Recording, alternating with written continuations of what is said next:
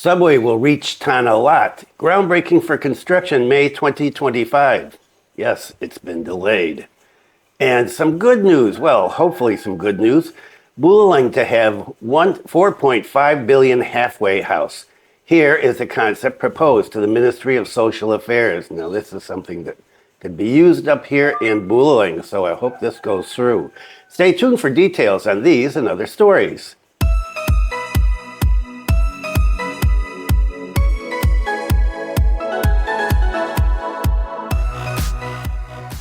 Selamat pagi. Welcome to the latest news from Bali and Indonesia. This is December 26th, 2024, and my name is Bruce. And what is the weather like today?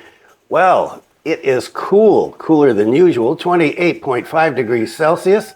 The humidity is all the way up at 77%, and the wind speed is 0. Yes, 0. And yesterday on Christmas, it was dark, cloudy, a miserable day. It rained throughout the day, well, starting around noon and went into around 9 o'clock at night.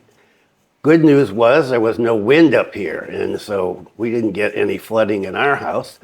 But I don't know how things went around the island. So if you've got some news about what the weather's like around the island, did it flood last night down in Ubud, down in Denpasar, over in Canggu? Leave a comment. And, well, Lombok as well, along with the Gillies. And the weather report for the rest of the Nataru holiday period is rain. Okay, let's get into it. Subway will reach Tanah Lot. Hary Tanoe land purchase, groundbreaking for construction May 2025. The plan to build a subway has not yet been followed up. Who's surprised about that?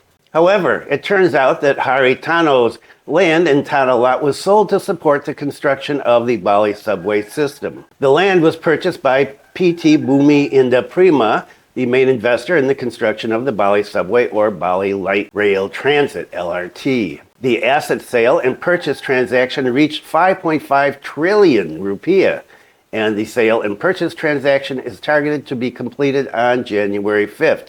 2025. Initially, the subway plan was only to Cempaka, but it will be expanded. The land in Tanah Lot will be built as a transit-oriented development, TOD, in the Bali Urban Rail and associated development, the Bali Subway project, just like central parking in Kuta. Commissioner PT Sarana Bali Dwipajaya said that the assets were acquired for the TOD development. Until now, Dodi said the TOD development process in Tanah Lot is being reviewed, or a feasibility study is being conducted. He stated that he still prioritizes the development of TOD in the Kuta parking center. Tanah Lot is in the FS process, feasibility study. The central parking will be done first, he said.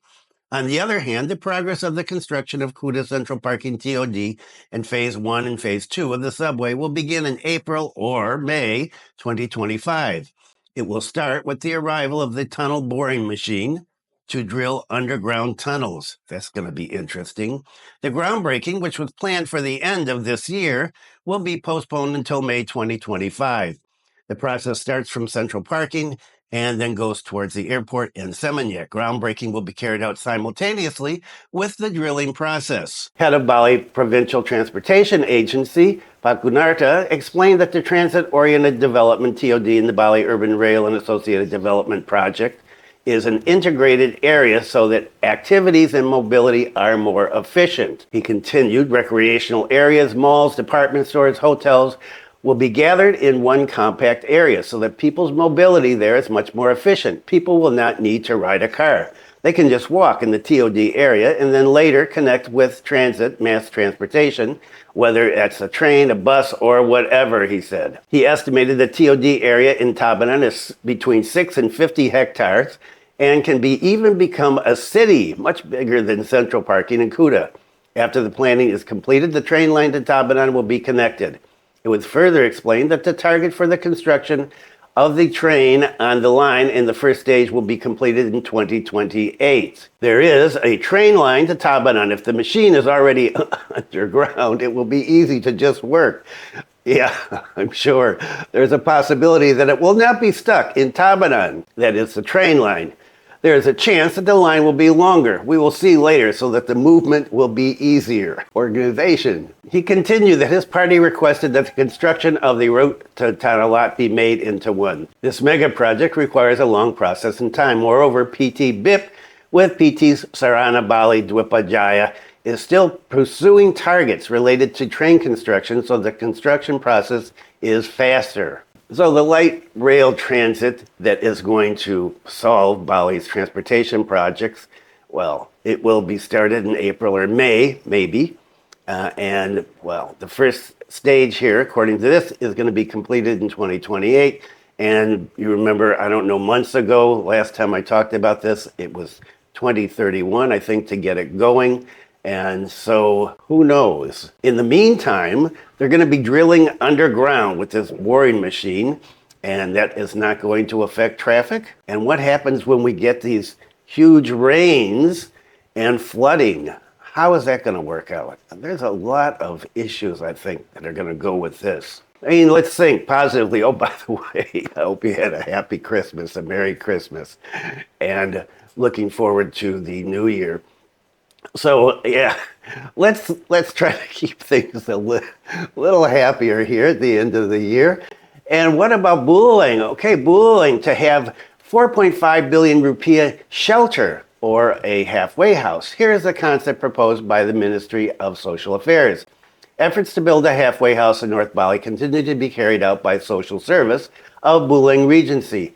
Recently, they proposed a budget of 4.5 billion rupiahs to the Indonesian Ministry of Social Affairs. This was revealed by the head of Buleleng Social Services, I Putu Karyawan Putra. He said that the proposed budget was realized for the construction of the halfway house in 2024. The halfway house is indeed very important in Buleleng. Yes, it is, because this place was built for a noble purpose. It will be built for a noble purpose, namely as a temporary shelter to provide a sense of security for displaced residents, beggars, disabilities, and victims of sexual violence. This proposal was submitted to the Indonesian Ministry of Social Affairs in November, and he said, of course, we hope this proposal will be approved for the budget in 2025.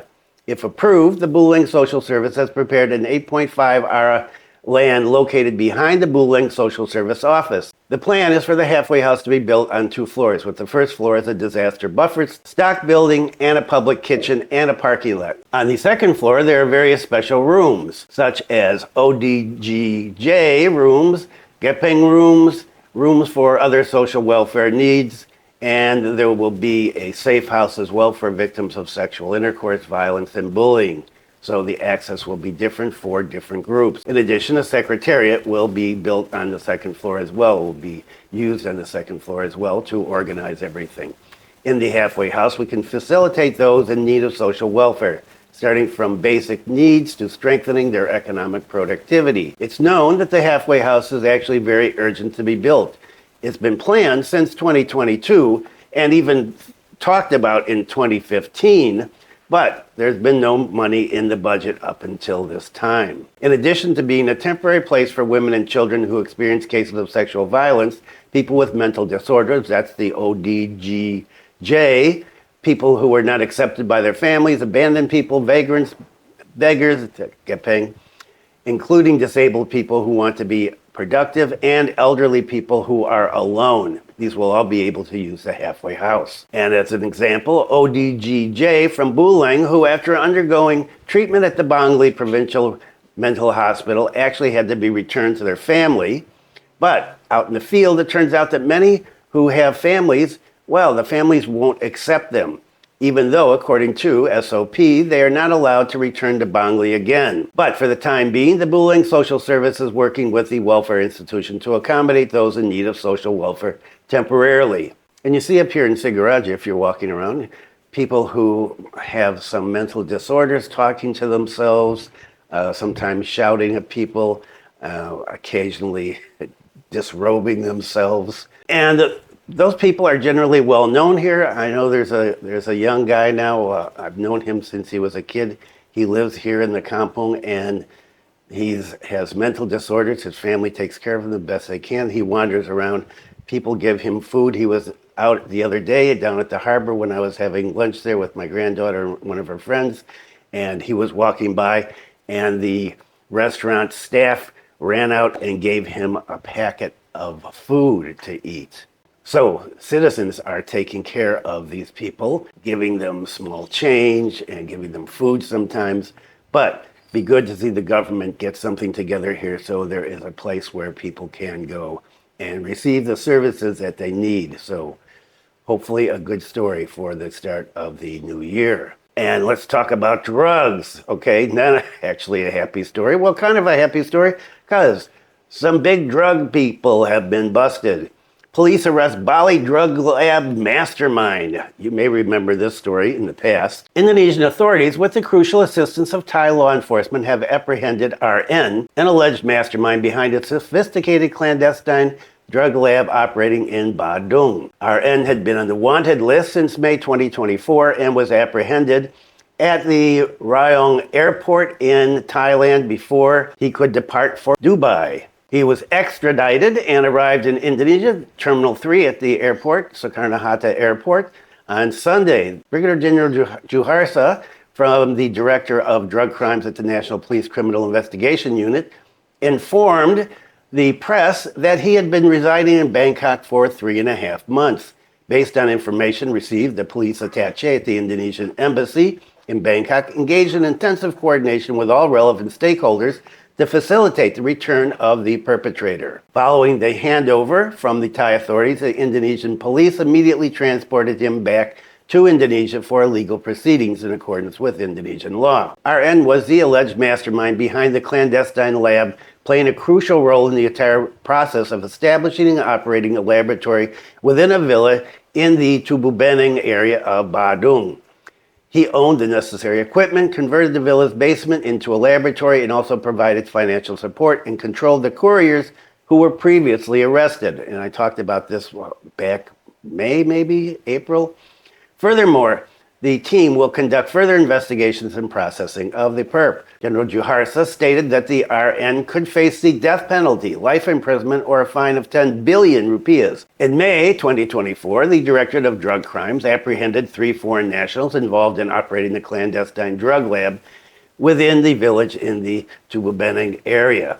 They had leased the villa for a period of 24 years and 8 months and converted it into a clandestine lab serving the Indonesia Hydra networks, specializing in the production of hydroponic marijuana and mephedrone. And so that was a huge story. And, well, the alleged mastermind escaped and is now in custody. And another drug story, Russian national arrested, confiscated 286 grams of Hashish, New Year stock, evidence of cow dung mushrooms from this country. A Russian foreigner was arrested by a joint team from Bali Provincial National Narcotics Agency for being involved in an international network. The person concerned was found to be in possession of 286 grams of narcotics of the type hashish. This evidence turned out to be stock for consumption during New Year. Head of Eradication Division, Senior Commissioner of Police, Imade Sinar Subawa, explained that the alleged perp was arrested in front of Circle K in Uluwatu, and this was based on information from the public. The results of the search showed that he had a package containing narcotics, hashish narcotics. Because of that, he was speechless when arrested, said the former Buleleng police chief.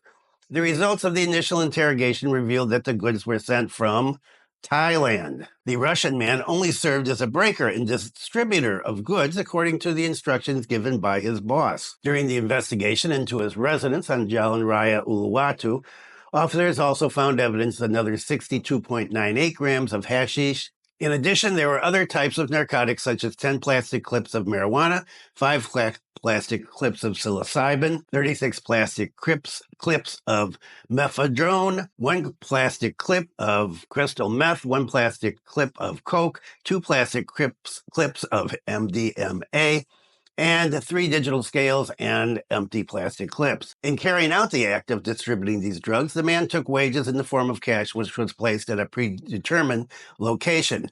He often gets paid in cryptocurrencies like Bitcoin and USDT. The person concerned and the evidence was taken to the Narcotics Agency headquarters for further investigation.